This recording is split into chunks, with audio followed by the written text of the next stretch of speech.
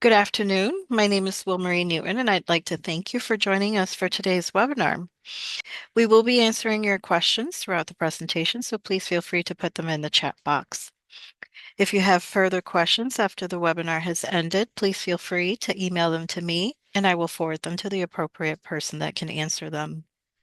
Please note that this webinar is being recorded and will be archived on CABE's website under Professional Development. And now I'd like to introduce Patrice McCarthy, CABE's Executive Director.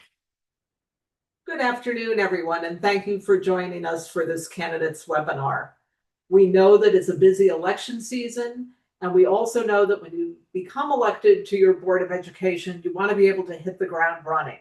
So what we're going to do this afternoon is hit some of the highlights, the high-level things that you need to know. This is in no way a comprehensive session on all of the roles and responsibilities of Board of Education members, but it will give you a framework so that you're comfortable when you go to that first Board of Education meeting.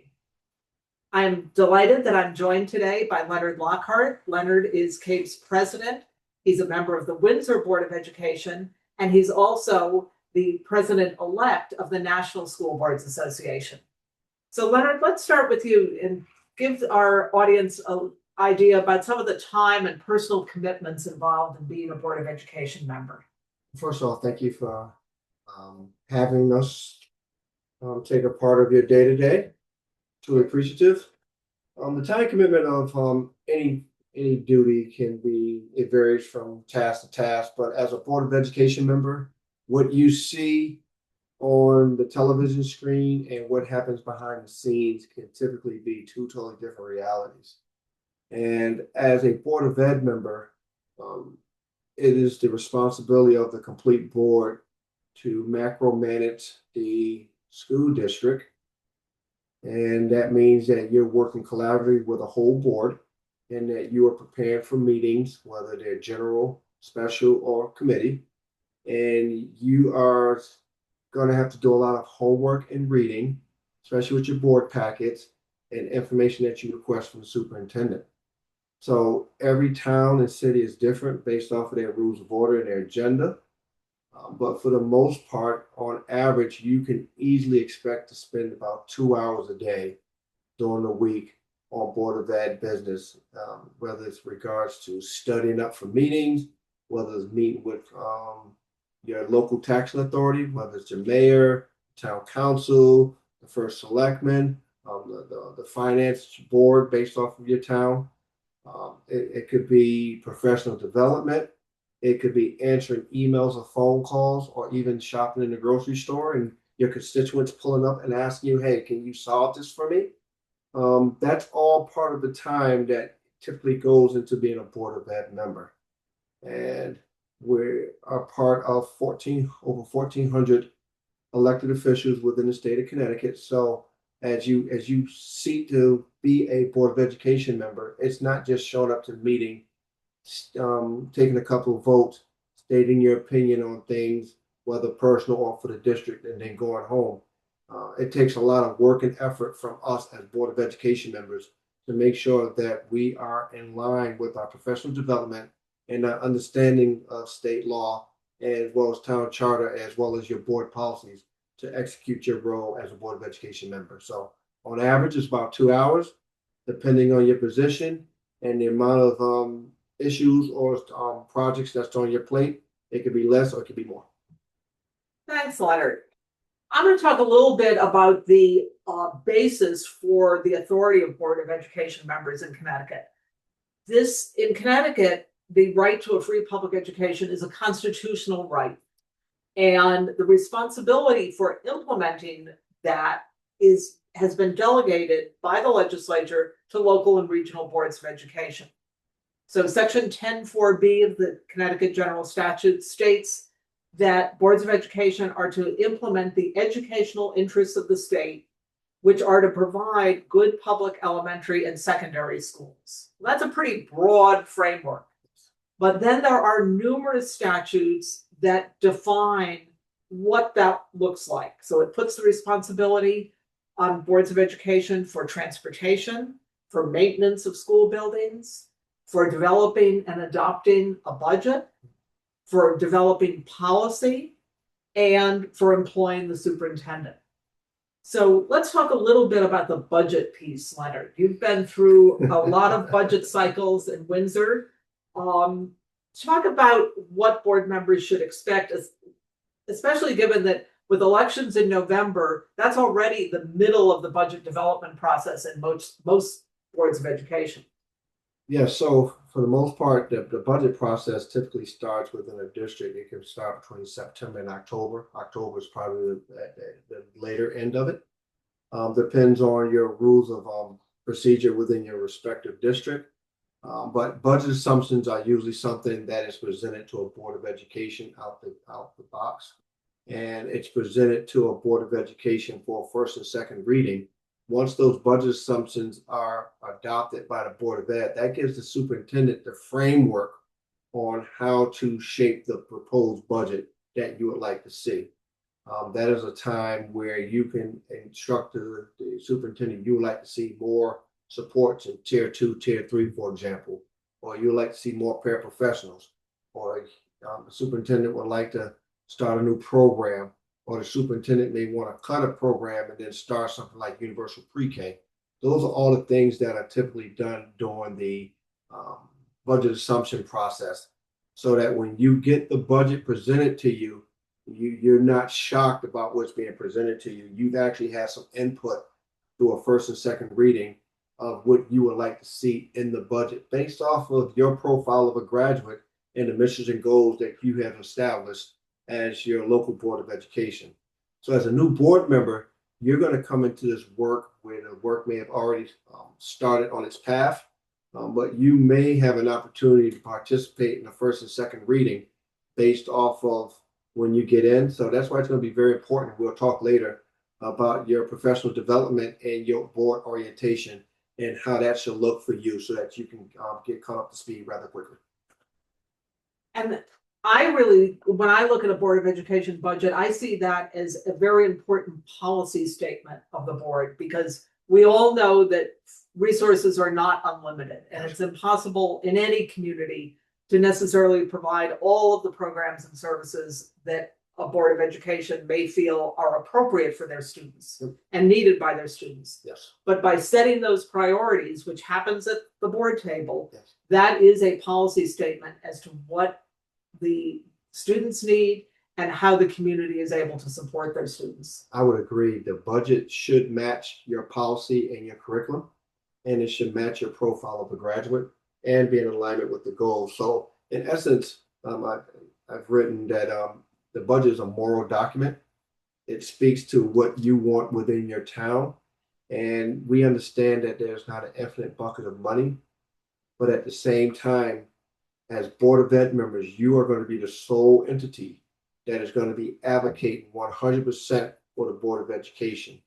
And then once you adopt, so let's talk about the budget process, if I may, Patrice. Sure. So the superintendent is responsible after you've presented the budget assumptions of creating the budget. Once the superintendent has created the budget, it's now given to the Board of Ed to deliberate whether it would be an open session, but if it's during a general meeting or a special finance committee meetings, a series of committee meetings, where there should be opportunity for public feedback, and that there should be an opportunity that the superintendent is able to articulate each line item and to be able to answer the questions of the board. That's not me saying that it's being parroted to you or read to you. That homework is expected to be done by a board member before they get to the meeting. What you want to utilize that time is that the superintendent explains to you why this is in the line item and why this is the budgeted amount and the increases and decreases. So with that being said, once the budget has been presented to the board and it's been adopted by the board, it is no longer the superintendent's budget. It becomes the budget of the Board of Education. Whether you adopt it as presented, whether you decreased it, or whether you increased it, it becomes the property of the board. And it becomes the responsibility of the board to then work with the local taxing authority to advocate for those funds. And as you know, you have to advocate at the local level to make sure that the budget is not cut. You also have to advocate at the state level through your state representatives and your state senators that represent your town and your district. It's very important to have those relationships before the budget process and to maintain consistent contact.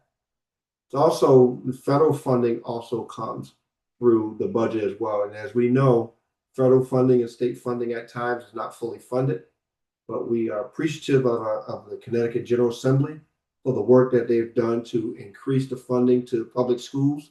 And in this uncertain time where federal funding may be reduced to the state of Connecticut, we have to work with our state legislatures even more now to make sure that we can have the appropriate amount of funding for our towns. Because at the end of the day, there are things that we have to legally perform, especially in the area of special education, insurance, especially contracts, transportation. Those are bills that are going to continue to come month after month that has to be paid for. So making sure that we have those relationships so that the minimum cuts to the budget is being done by your local tax authority. It's hard work. It's very hard work, and it's based on relationship building. And at times it could become very partisan depending on what's going on within your respective area. At that point, you have to ask yourself, why am I here? And what is the purpose for this? And as a Board of Ed member, you are here for the children and to provide a high quality public education where there's equal opportunities for every single child, for not only the children, but for the educators. We want to have them find the genius and the joy and the justice of the educational process for both the educator as well as the child. And that we bring families and the community along so that they understand why they are making this investment within the school district. So the budget process is a very long, tedious process. It's tedious by design. And if you happen to be like a town like I am from Windsor, I'm very appreciative of the fact that it goes to our Board of Ed, it then goes to our town council, it's deliberated by the town council, and then the total budget is then sent to referendum. There are certain towns it's done just by the selectmen. So you may have different ways on how you adopt your budget, but you have to make sure you have a strategy. Every year you go into a budget process, and you may have to work with your tax authority to work on CIP projects. That could be trying to do new buildings. You may have to try to plan within your budget if you're trying to do a new program like Universal Pre-K, or if you're trying to add more special education supports, more tier 2, tier 3 supports at pre-K to 3, to make sure that by 3rd grade that everyone is having a fair chance for academic career because they've attained the skills by 3rd grade. Those are certain priorities that you may want to build into your budget and sell that to your local constituents. So those are just examples that that can go into your budget process and the priorities that lead to the profile of a graduate within a respective time. And the one thing it's important to remember that by state law, a Board of Education cannot overexpend its appropriation from the municipality.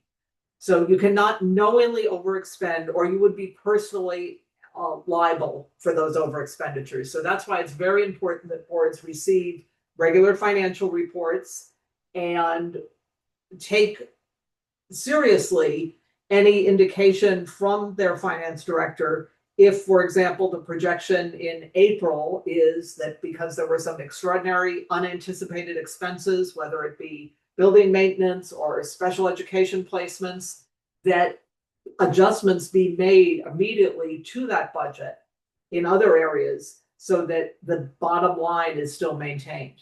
Definitely building maintenance, special education. If you're self-insured and your insurance line item, if you're having a very, very difficult experience through that fiscal year, those are all bills that come due immediately without hesitation. And at that point, you now have to pause certain events within your district, whether it's programs, whether it's supports. At the end of the day, when you look at the monthly report for your income and encumbrances, you have to make sure that by the end of the year, you're going to have enough money to run your school district. And yes, if you feel that there's catastrophic things that are going on within your district that is going to put you in jeopardy of that, the taxing authority needs to definitely be made aware through the superintendent, and official communication. And at that point, it's between the superintendent and that local tax authority with the support of the board to work through that. Willfully going through a budget, taking votes to overspend, stuff like that can definitely make you personally civilly liable. Now, if you have not provided that approval and such activities are happening, you could be identified from such issues, and that might be an issue for the district as a whole and not you personally. So you have to really pay attention to what's being presented to you at the board table and to make sure that the budget is being followed as closely as possible in the absence or presence of anything that may hinder you. And that leads to a question I often get from newly elected board members, which is, can I be sued now that I'm an elected public official? And the answer to that is, you can be sued for actions you take. You can be sued for actions you don't take. A child gets hurt on the playground, it is highly likely that all members of the board and the superintendent will be named in the lawsuit. However, you are indemnified by state statute. So as long as your actions are within the scope of your authority as a board member and are not wanton, willful, or malicious, you have that statutory indemnification. So the Board of Education, the district, would be required to provide legal defense for the district as well as for the individuals that were named. Correct. So what I say is, when asked, well, should I transfer my assets into the name of my spouse or significant other? The answer is only if you're feeling particularly generous. You can rely on that statutory indemnification. So we talked about the budget as a policy document. There are also many areas where boards under state law are required to develop policy, as well as areas where policy is a best practice. Now, the good news is board members don't have to sit down with pen and paper and develop those policies from scratch. One of the services that CAPE has provides model policies, sample policies to districts that they can work from. But the range of issues that are prescribed by state statute is rather broad. So, for example, the statute says every district shall have a policy about homework. Fortunately, the discretion as to what that policy looks like is left in the hands of the local Board of Education. So some boards have a very simple one-sentence policy that says homework is at the discretion of a classroom teacher. Other districts provide some framework around that and provide guidance as to, in grades 3 through 7, there shall be no more than 45 minutes of homework a night, and then that extends up through the higher grades. One issue that many boards of education are dealing with right now is around cell phone policies. Your community may have already had this discussion. Virtually every board in Connecticut either has a policy in place or is in the process of getting community input and developing that policy. Again, there's guidance from our State Department of Education, but it does provide that flexibility for districts to, for instance, differentiate between a cell phone policy for elementary, middle, and high school students. You want to talk about policy development from your experience, Leonard? Yeah, so definitely policies are pretty much rooted obviously in state law that are required, whether it's a policy or AR to implement that policy. For example, requirements for graduation. There are bare minimum Connecticut statute requirements for graduation, but your profile of a graduate may require to be more difficult to obtain a high school diploma, may require extra 2 or 1.5 or 2 credits to get stuff done. For example, Windsor, we implemented in our profile a graduate before it became state law was personal finance.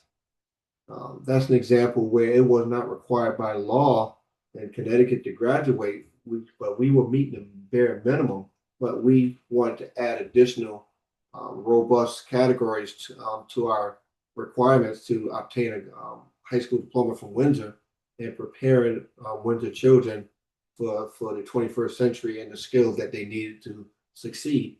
So that's one example of policy development. And you can use your personal board attorney to help you with that. CABE staff also through our policy department we can help you when legislation has been made both at national and state levels that may require us to adopt the policy, and then it may require us to a superintendent go a step further to create an AR, which is administrative regulation, to allow them the procedure to implement that policy. That all comes before the board. You approve the actual policy, and the AR is just a pass along, letting you know how it will be implemented. So we don't per se write policy, thankfully. I am not a lawyer by trade, but what we do have is professionals that are in place that can help you with anything you wish to execute within your district. Any policy must go through a first and second reading. Unless you go through the first reading and the board votes to waive the second reading, that is also acceptable. But it has to come before the board. That's not done by committee. That's not done unilaterally by a board chair. That's not done by a superintendent just inserting it without you knowing. All the policies that you are currently will be operating under has been approved by a previous sitting board of education that was duly elected. So let's talk about one of the challenges that newly elected board members in particular often face, and that is the public perception that you as an individual can make changes in the district. So you might be at the soccer field and a parent will tell you about a bus stop that they feel is terribly unsafe. And you ran for the board because you want to represent your community, you want to support public education in your community, you want to support your students. So you may be inclined to say, oh, I'll take care of that. But in fact, you cannot take care of that. You have no individual authority. A board of education only has authority when they come together in a duly constituted meeting. The same is true of your town council, for example. So you act as a group, and that is where you have your power and authority.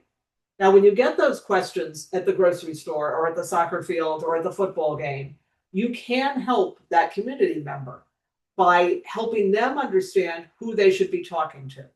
And as a newly elected board member, you may not know off the top of your head, but you can say, I'm going to check and find out who the transportation coordinator is in the district that you could talk to about that bus stop. If a parent is expressing concerns about their child's classroom teacher, you're not going to say, oh, I'll go in and observe Mrs. Smith's class so that I see what's going on. You're not the supervisor of Mrs. Smith, the third grade teacher. The building principal is. So what you can help that parent is by saying, well, if you talk to the classroom teacher about your concerns, if they say, yes, they've done that, you say, well, have you talked to the building principal about your concerns? So that they understand that there are mechanisms and you can help educate community members as to what those appropriate mechanisms are. Community members also have the opportunity to come and speak during public comment at your Board of Education meetings.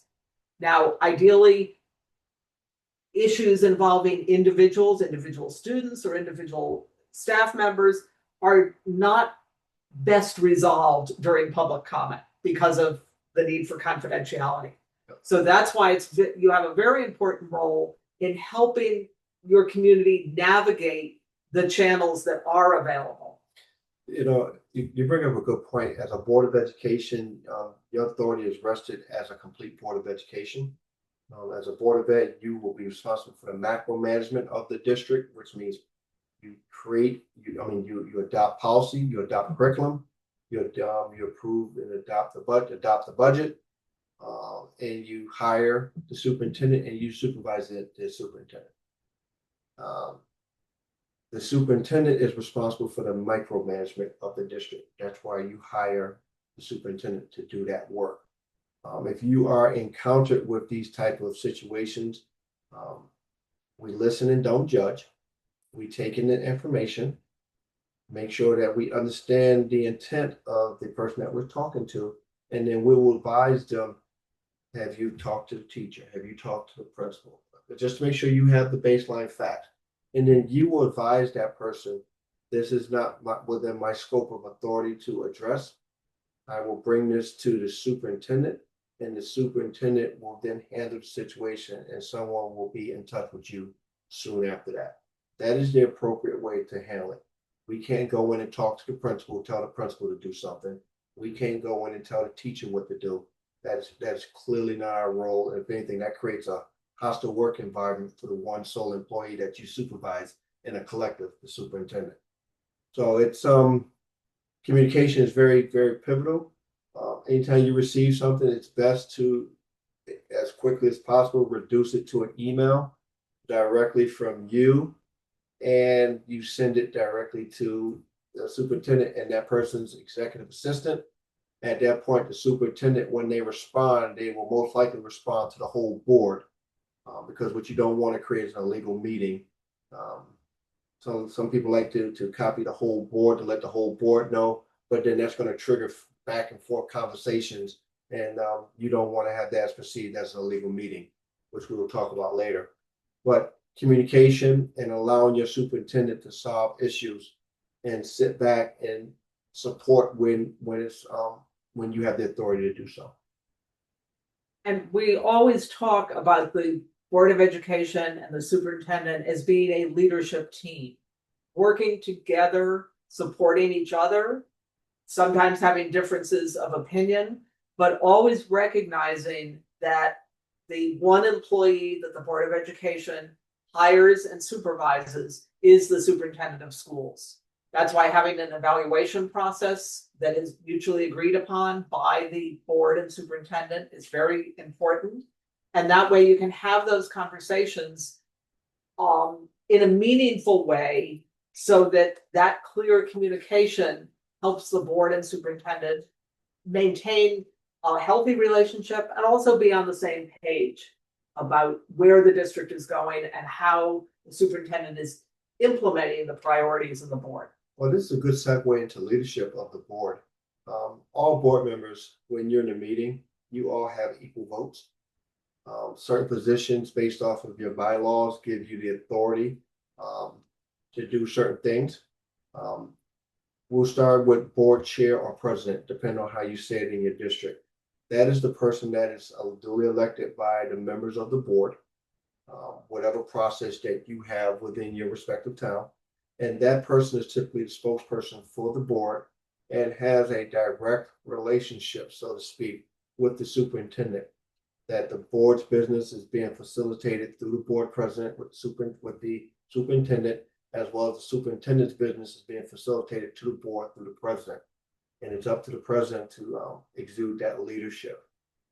Typically, the person you want as your board chair, you leave your politics outside, and you typically will pick the person that is the most civil and collaborative, that has proven to be able to facilitate the work across both sides of the aisle, for example.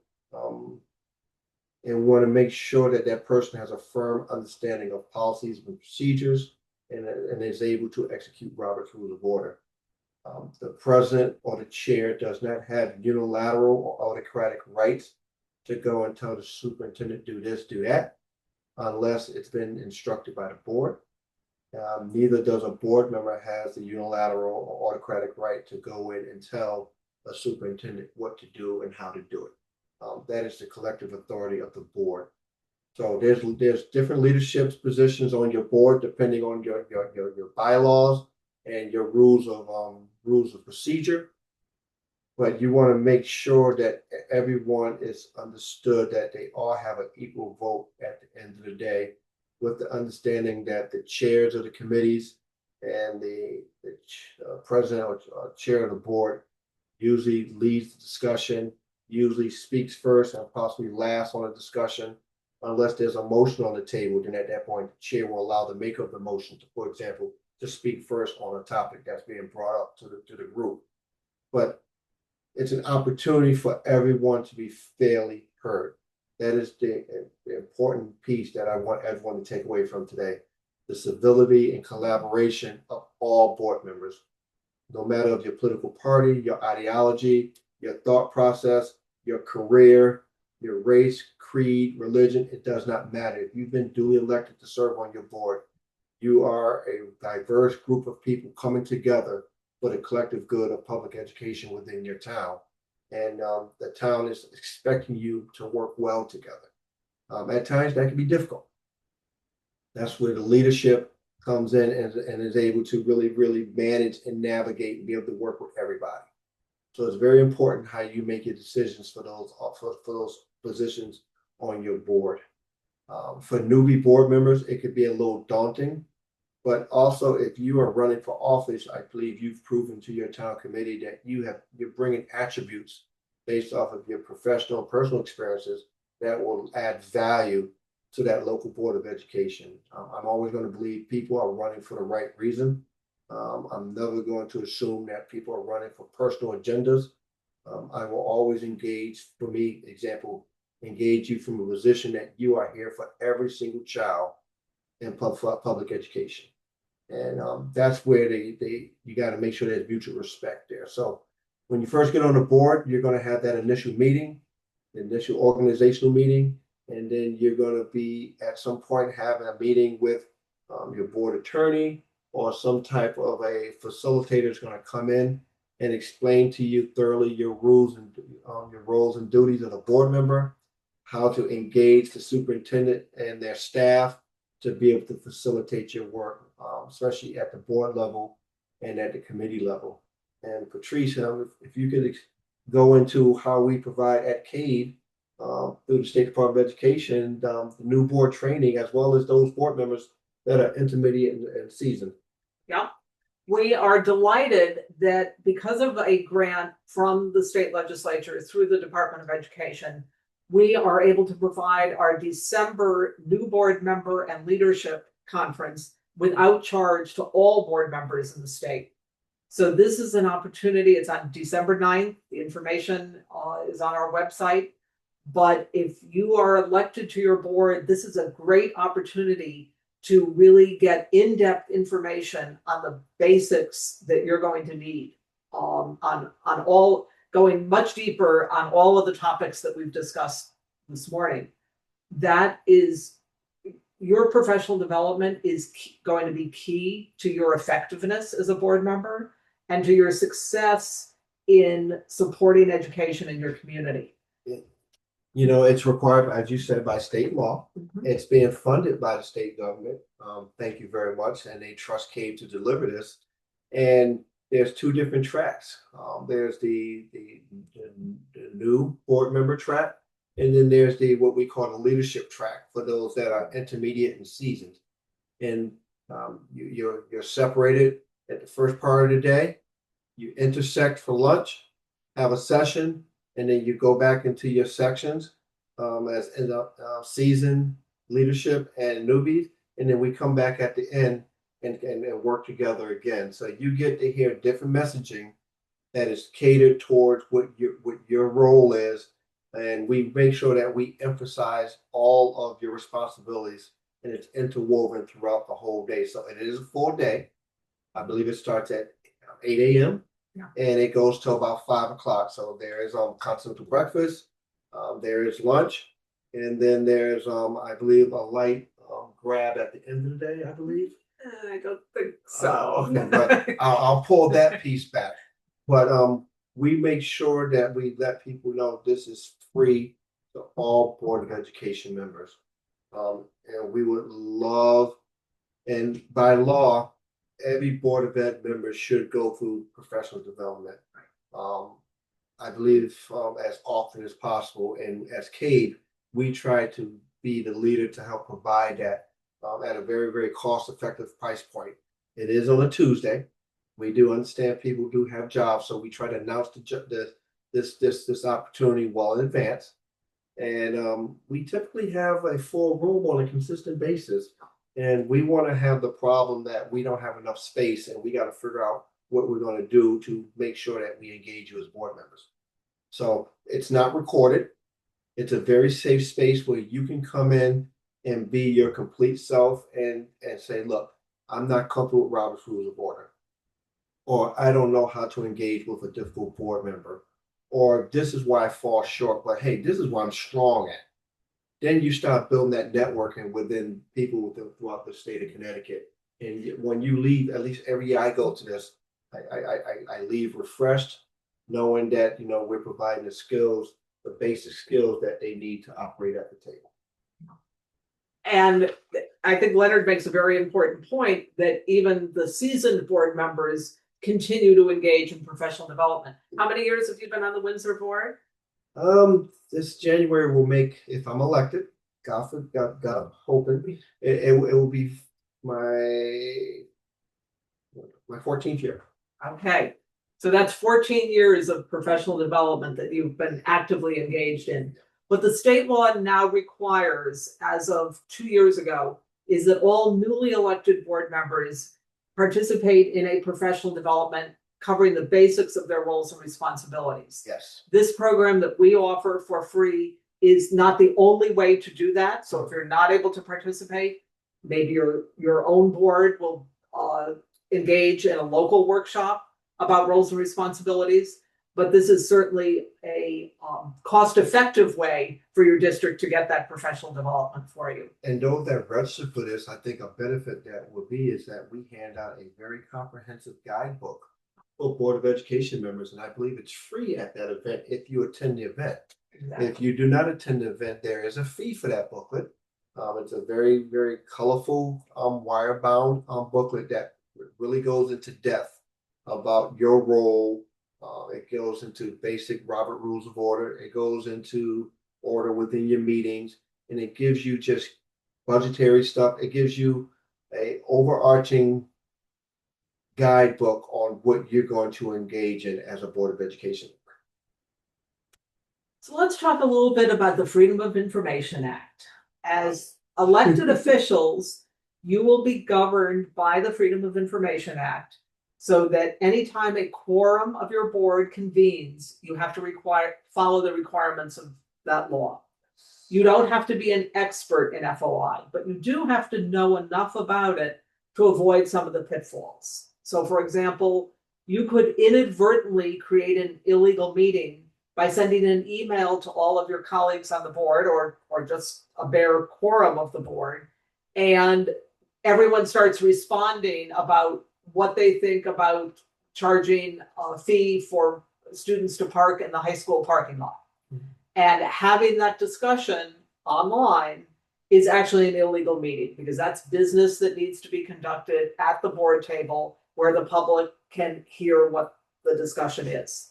You didn't intend to create the illegal meeting, but you did.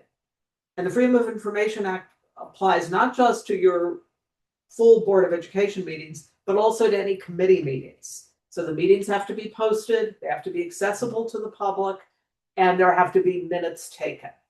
Now, minutes don't need, nor they should not be a transcript of everything that is said at a board meeting. It needs to record who attended, motions that were made, and votes that were taken. Those are the legal requirement for minutes. So before I respond to that, can you just briefly talk about executive sessions? Sure. What that is, and then I'll double back about the minute. All right. Public bodies have the opportunity to go into executive session for very limited reasons. And for boards of education, it's generally if they're talking about a personnel issue or a student issue. The reason for the executive session has to be stated, and there has to be a 2/3 vote to go into executive session. No action is taken in executive session. It is for discussion only. If there needs to be a vote, the board comes back into the regular meeting, reconvenes, and takes any needed action.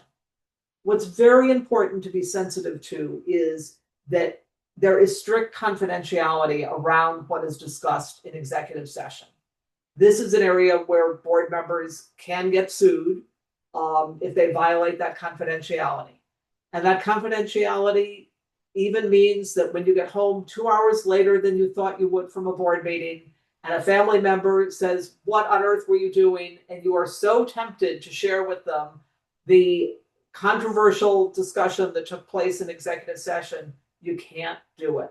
You just have to say, "It was a long meeting." You want to elaborate on that, Leonard? Yes, I'll piggyback on that real quick, but the minutes, the only time you are allowed to have verbatim notes in the minutes is per Robert's Rules of Order if there's a roll call vote that's ordered. At that point, it's either yay, nay, or abstain, but you didn't get to articulate exactly why you voted the way you voted. And that should be verbatim. That is part of Robert's Rules of Order. The whole rest of the other meeting, that is not the case.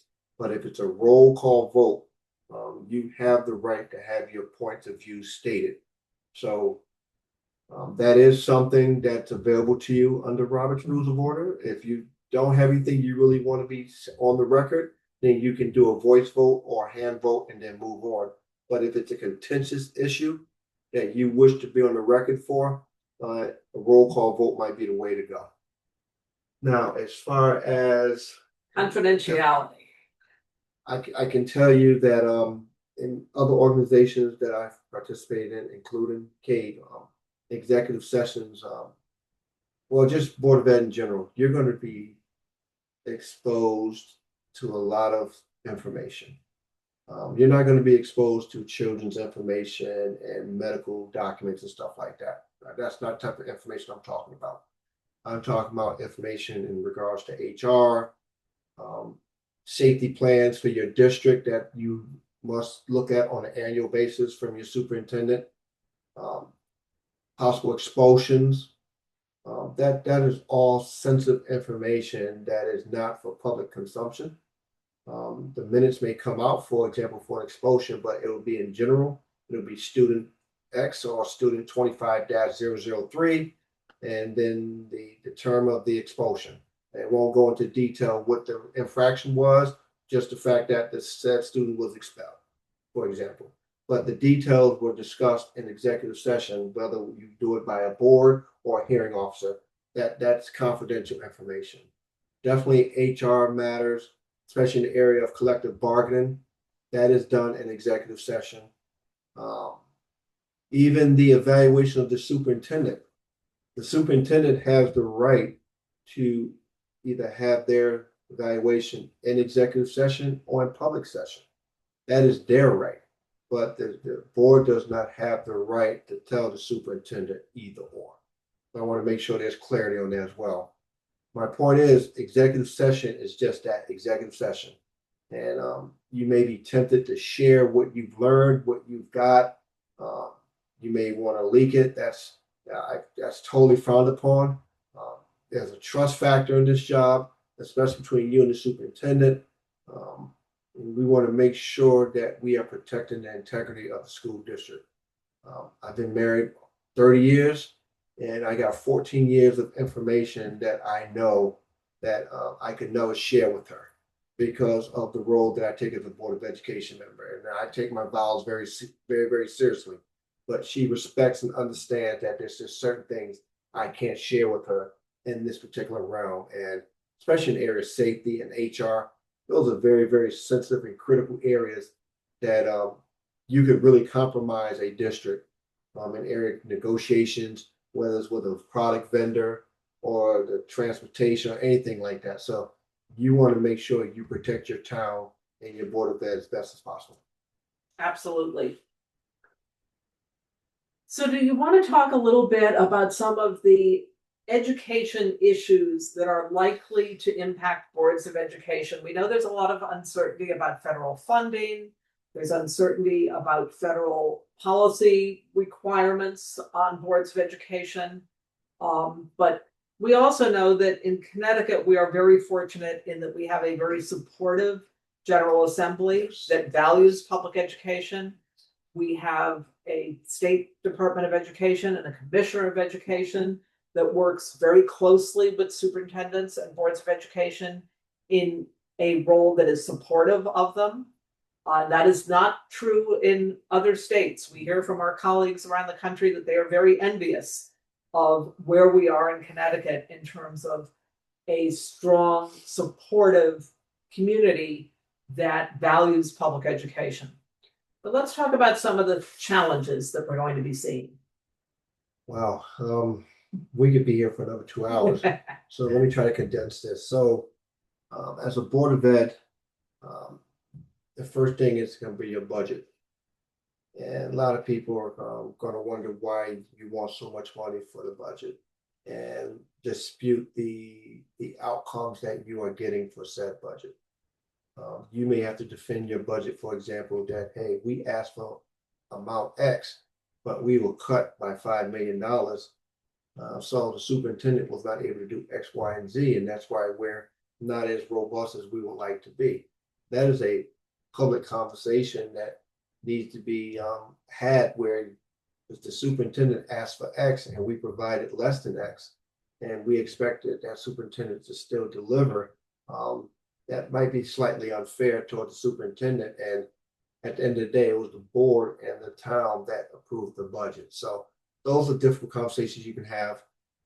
Definitely in the area of special education, definitely in the area of, you just gotta understand your funding sources, for example, whether it's coming from the federal government or the state government. Thankfully, our state government has done very well in recent history to work with local districts and to really, really provide more funding, especially in the area of special education where costs are very, very much ballooning out of control. And it's forcing districts to work harder to bring those children back into district to control those costs. But we also know that federal funding on special education has been underfunded since its inception. We know there's times that there's been underfunding coming from the state level. In recent history, the state has been trying to reverse that role, and we thank the Connecticut General Assembly and the governor for that. But there's still decades of underfunding that has really, really put pressure on the local district. And we all know throughout this entire state, there's probably a handful of districts that are not facing this, but every time you put a budget in front of the town, it's usually getting cut immediately out the gate.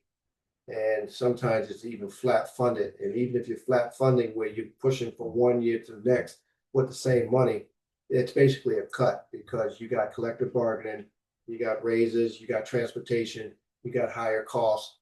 So you're really, really trying to control your costs while executing the policy and the curriculum with the staff that you have.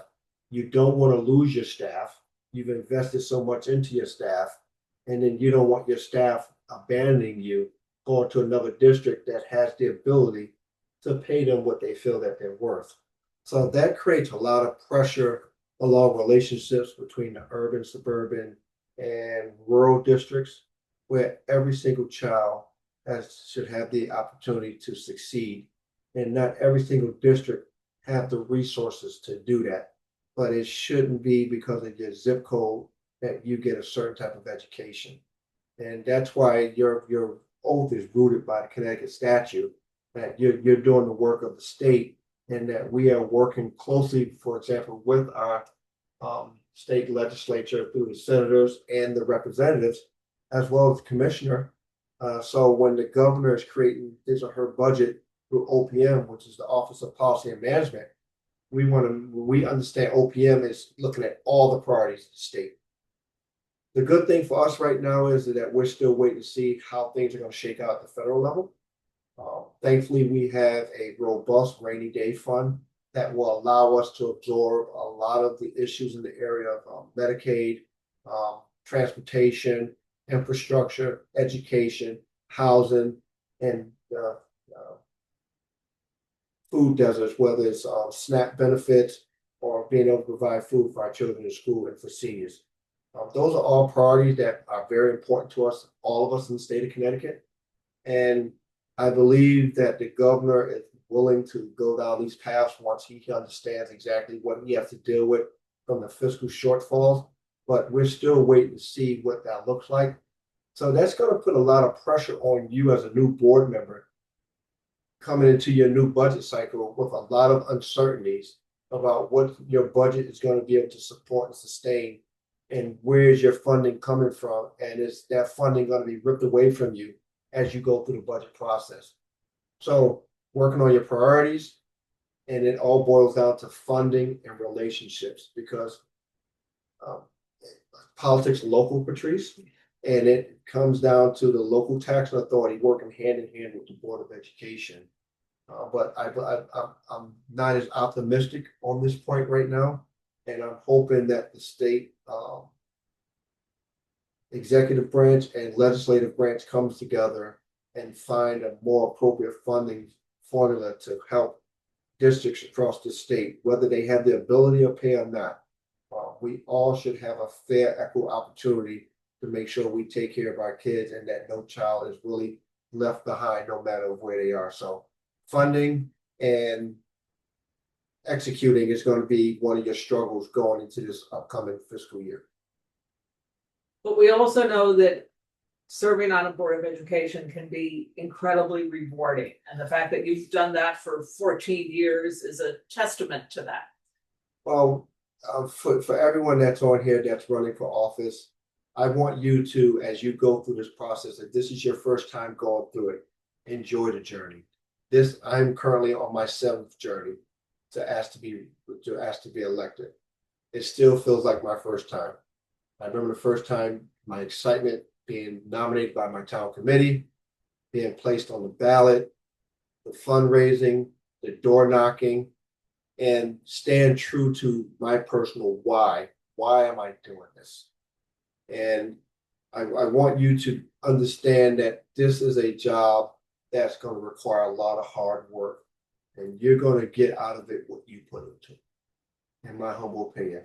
I've been fortunate to see a lot of children grow up through the elementary system and graduate out the system. I've been fortunate enough personally to graduate 3 kids out of the Windsor Public Schools as a board member, and I was able to, as president, give my youngest son Xavier his diploma with my signature on his diploma as president. I've also seen not just the joy for my kids, but for all the other kids, from my perceived genius to a much perceived struggling student, and they go through the transition program at 22 years old. I get to see ELL students really thrive in school districts. I get to go around this state and this country and watch kids actually really engaged in their school system.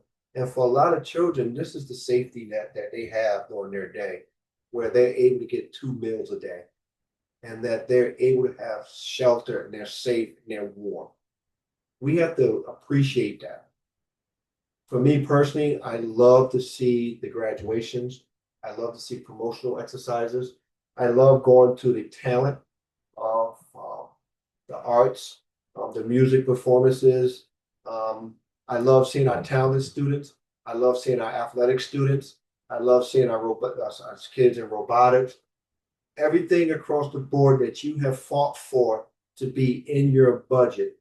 And when you see it on display and you see the parking lot is full and it's standing room only in the auditorium, and you get to see your child, other children performing, coming together, that's what, for me personally, makes it all worth the effort. And I'm going to tell you, there's going to be some lonely days. You're going to fight a lot. You're going to argue a lot. You're going to debate a lot. But you're also going to come to a lot of consensus. And if you have people of like mind with the understanding that we are all here for the kids, it's going to work well for you. But it's going to take a lot of work. It's going to take a lot of effort. But at the end, especially at the graduations, it is the most rewarding thing, because you can be like, wow, that was worth being up till 2:30 in the morning, for example, because this was the end product. But very well said. And on that inspiring note, Will Marie, could you tell us if we have any questions from our attendees? So we don't have any questions right now. We did have one earlier that I think you covered very Yeah. well. All right, we'll pause Mhm. and give people an opportunity to frame their questions. And as you're framing your question, I want you to enjoy why you're running, and as you door knock and you meet with your constituents, don't be bashful about sharing your bold vision for the district. If your vision is to build new schools, if your vision is to have universal pre-K, if your vision is to improve performance by 5% in math and science, and that you're going to say, I wish to raise taxes because we need more support in these areas to get this done. If we keep cutting, we're not going to get to where you think we need to be. You need to be bold and to sell that vision to your district. All right, I see we have a couple of questions. Okay. What happens when the rainy day fund isn't enough? Well, in terms of that's one of the areas of uncertainty. We don't know what the impact of federal budget changes will be on the state. We know that for instance, cuts in Medicaid affect the overall state budget. So while it's not a direct cut to education funding, it has repercussions because it would put a drain on the rainy day fund. What we do know is our rainy day fund is, as Leonard said, robust. And we have legislators and an executive branch that is committed to education. So, as far as my personal answer, when people ask me why am I running for the board, I like to say I'm campaigning because running means I'm competing against someone. I like to say I'm campaigning. I like to put an optic onto it. And I let people know that I'm here for every single child. I'm going to treat every single child as if they're my own personal biological child. I let them know that I'm a strong advocate for healthy buildings. I would love to construct new elementary schools within our town because we have aged buildings. I'm a strong proponent of universal pre-K. I let people know that I am a person that I can be fiscally conservative. I do not mind taxing folks, but I don't waste money. If I'm going to tax you, I'm going to show you why I'm asking for these taxes, and I'm going to show you how I would like to implement this and to improve the educational program and delivery within our school district. And then I will demonstrate that the amount of times that I've not been able to deliver on that is because we've been underfunding the district year after year. And then when you have high special ed costs or you have catastrophic failures within your physical plant, it creates a very, very troublesome situation for your district. But I boldly share my vision, definitely in the area of building new schools and providing universal pre-K and being a leader of that in the state. How do you maintain equity? How do you maintain equity if federal funding funding rejects? It's local. You stay committed to who you are as a district. If you feel that's part of the professional development that you want your superintendent to execute within your district, federal funding, if it's cut, then you have to have buy-in through your town that this is a value that you would like to see continue through your public education system. So that becomes a conversation of morals and expectations with your electorate as they go to the ballot box. Those are kind of conversations you should be having and sharing your opinion about those topics. There's a question about practices in terms of door knocking and how to start a conversation with people. I think we're going to leave that to local connections that you have. Talk to your town committee, talk to experienced members of the Board of Education, because that's going to vary greatly from community to community. And what I will recommend is that you buddy up in teams of 3. It's good to at least what we do in Windsor, we buddy up with a person that's running for town council. But we also make sure that we first put safety first, not only for our constituents, but for ourselves. We don't want to walk up to a door and greet it aggressively, and we don't want to come off as aggressive. But at the same time, we feel that we have a responsibility to go to every single person, whether it's doesn't matter if they're in your political party or not, because you're not just representing your party, you're representing every single body in your town, and you're advocating, selling your vision to everybody. And I'm a firm believer, not everybody in my town votes me as Democrat. I am a Democrat, for example, but I'm also of the belief that I do get votes from the others, the Republicans, and also of the belief that there's certain Democrats that don't agree with my stance because of my willingness to add to taxes for the area of building new schools and building out a universal pre-K program. And that's okay, but at least I'm giving you my vision up front of exactly what I'm going to be articulating for when I'm at the table. Well, Marie, are there other questions? And I'm using me as an example, just it's illustrative. It's not to me to be pushing any propaganda or agenda. I'm just using me as an example so that you can put that in your toolbox. Thank you, Leonard. We do have a couple more questions. The first one is, will the webinar be sent out to rewatch after? I can answer that. You will be receiving an email from me with the recording, along with the handouts that I did post in the chat, if you don't have a chance to download it now. Second question is, can you be a board member and also be involved in the PTO, PTA, and if yes, to what extent? Um, I would say it's probably not best practice. You're going to be so busy as a Board of Education member. The best way, if you would like that particular role in PTO in your school, there's usually a board liaison that's assigned to different schools. And that varies from town to town. I know in my town, I'm assigned to a particular school. So if I wanted to be a part of that PTO, I would be so as a liaison, and I would be able to articulate what's going on at the board level. So I believe being a board liaison will be more appropriate than being an actual member of the PTO. Can you participate in the activities? Absolutely. But being in leadership or being on the actual PTO, I think you have more value coming in as a board liaison. Great. Let's see. Our next question. So first they say, I'm impressed with Leonard's 14 years of experience on the Board of Ed. Thank My, you. t- my town has term limits. I'm running for one 4-year term. Is there a state Board of Ed policy regarding Board of Ed terms? Unfortunately, that's mandated by your town charter. Yeah. So unfortunately, state law cannot supersede that. And the only way you can overturn that is to go into a charter convention and try to overturn that within your respective charter. So with that being said, you can serve out your term. You would have to sit out a term and then you can come back. State law does not permit, nor does I believe your charter permit you from going back after you've sat out a term. Thank you. Let's see. And we just have one more comment. This was great and very informative. So thank you for doing this. All right. Well, Patrice, thank you for this opportunity. We did this seminar last night. Different range of questions today, which is a beautiful thing.